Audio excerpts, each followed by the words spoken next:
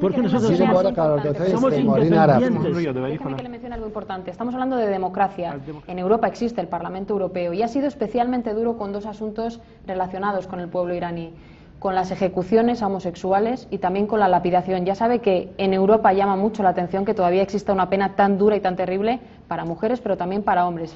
Es el Parlamento Europeo que está elegido democráticamente. ¿Qué contesta el presidente Ahmadinejad a esos análisis que se hacen desde allí, que los hacen las ONGs, lo hace Amnistía Internacional, pero lo hace también el Parlamento? پارلمان اروپا توسط مردم انتخاب شده و در اونجا این موضوعاتی که در خصوص زنان و مردان ایرانی وجود داره به شدت در قبالش موضع‌گیری شده.